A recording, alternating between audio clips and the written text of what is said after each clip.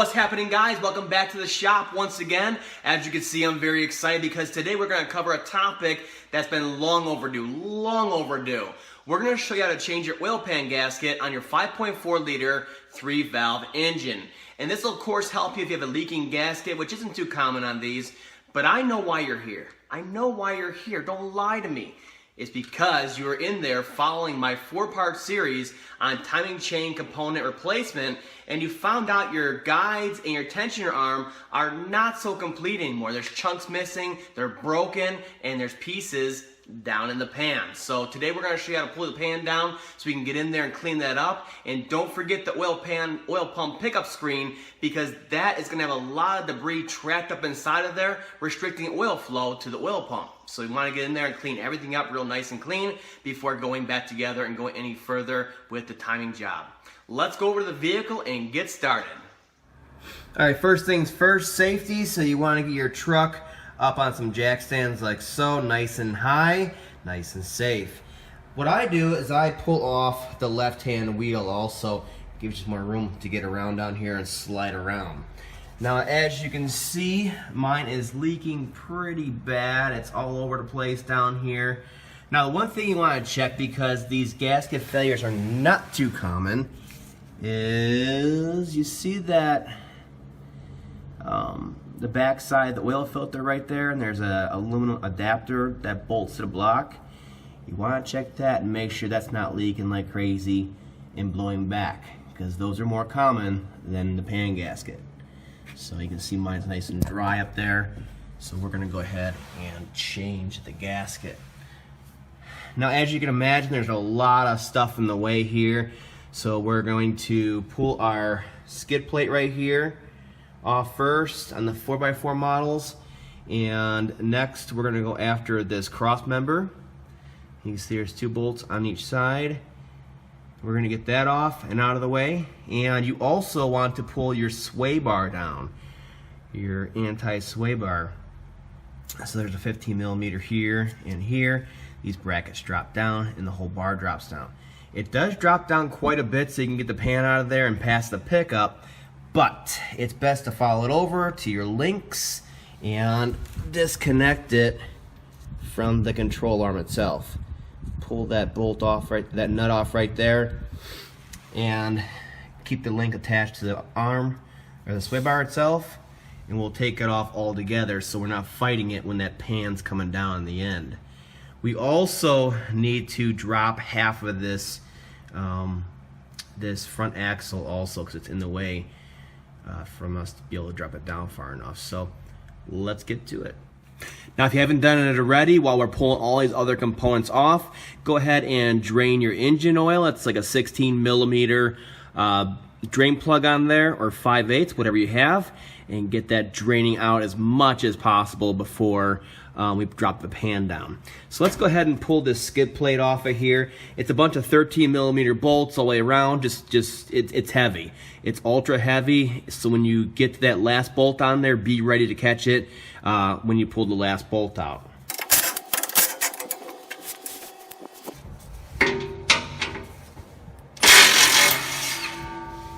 Here it comes.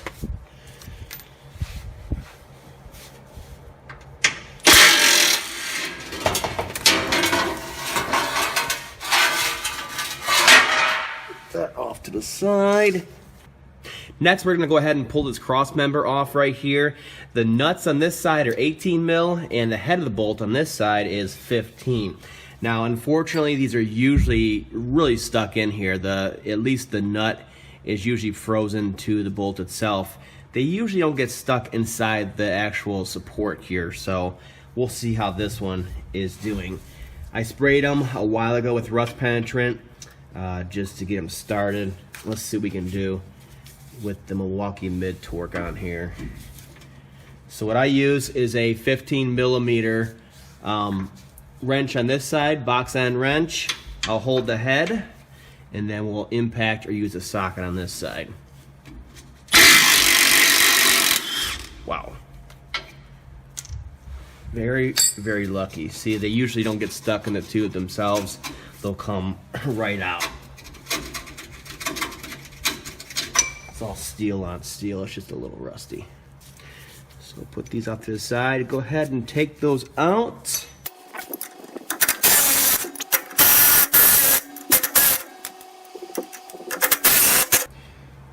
Now if they do get stuck in here by chance, and you just can't get them out, well, you can just put the nut back on until it's flush like that. It's like that, because these won't push through. Get it flush, hammer.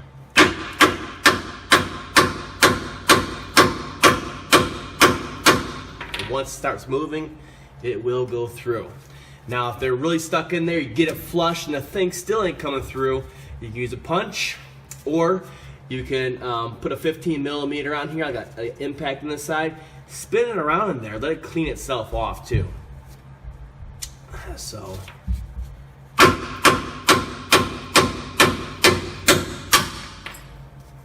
it goes.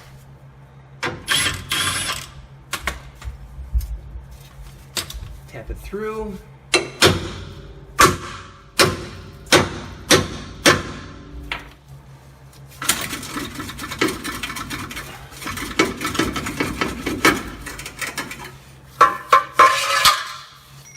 All right, now at this point, if you have a two-wheel drive vehicle, you can simply start unbolting the pan. There's a bunch of 13 millimeter bolts all the way around, and it comes straight down. 4x4 vehicles, there's a couple more steps involved. We need to lower the front axle and remove the stabilizer bar. Now you're probably thinking, it's out of the way, why do you need to remove it? Well, this front axle is only going to drop down just a little bit, and then this pan is going to come down and angle out of here. It's going to hang up right here, trust me. Now the easiest way to remove the stabilizer bar is to remove the links and the bar together. So we're going to come over here to the lower control arm underneath here, and we're going to take off the nut. In order to do so, you want to use an 18 millimeter. You're going to break torque on it just till it starts spinning, and then we are going to use an 18 millimeter offset wrench. Okay, we're going to hold the nut and we're going to tighten the center hex on here. It's an 8 millimeter.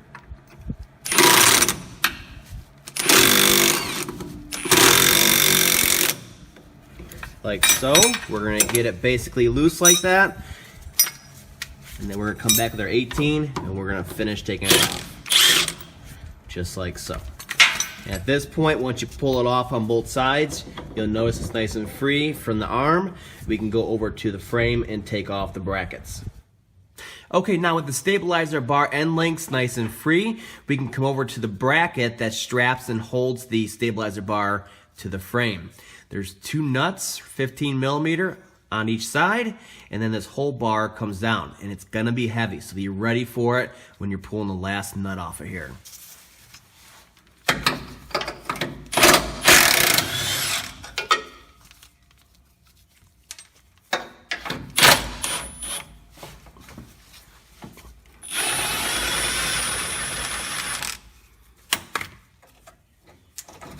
A little shake and lift them up and out, and the whole thing will come down.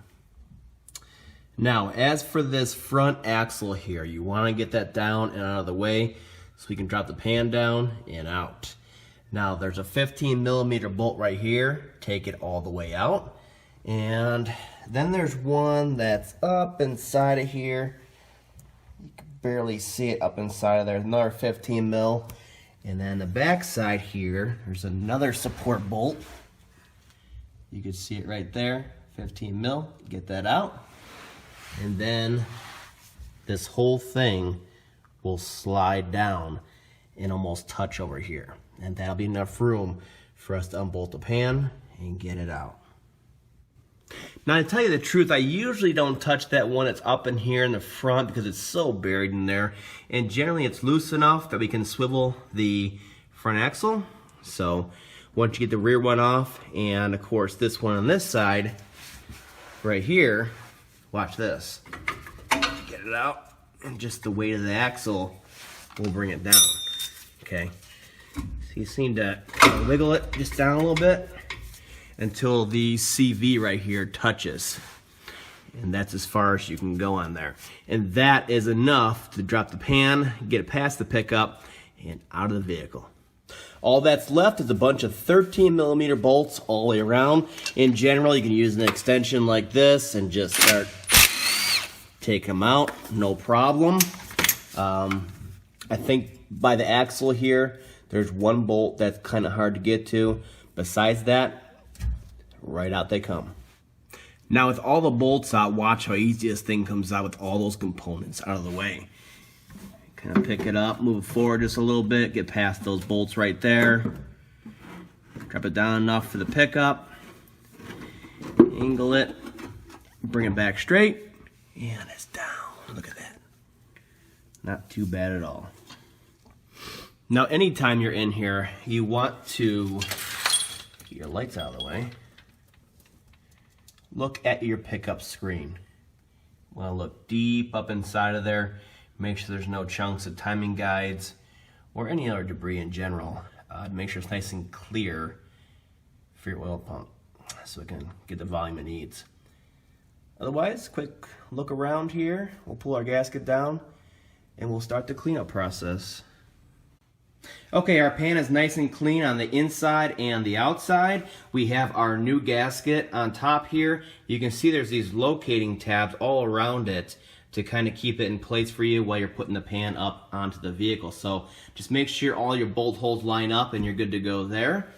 The bolts themselves, I like to clean up the heads on them, make sure there's, you know, the bulk of the oil and grime off of there before putting them back on. And make sure you have your ultra black engine sealant on hand. There's 4 points on the block. We need to apply a dab of this before putting the pan back up. So let's go into the vehicle and check it out. Now before you go and put that sealant on, you want to go over the pan sealing surfaces in the block here one last time with a rag soaked in brake clean. Get it nice and clean, ready to go and degreased. And then we're going to go underneath here right before the pan goes up, and we're going to apply the dab of that engine sealant right here.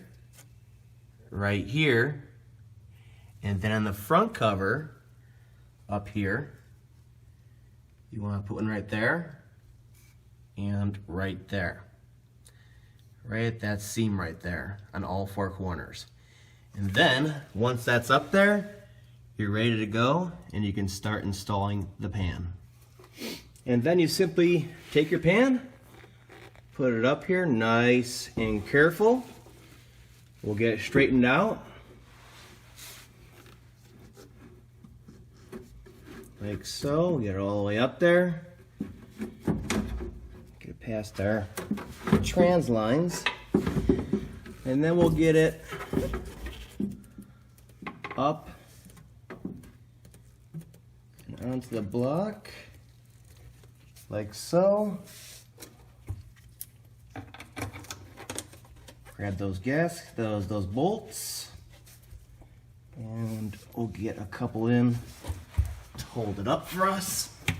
In position, you don't want to move it around too much. So the sooner you get it aligned, the better. So let's get 2 in at opposing ends there, and we can snug these up so it holds the pan in place. For us, it's real light like that.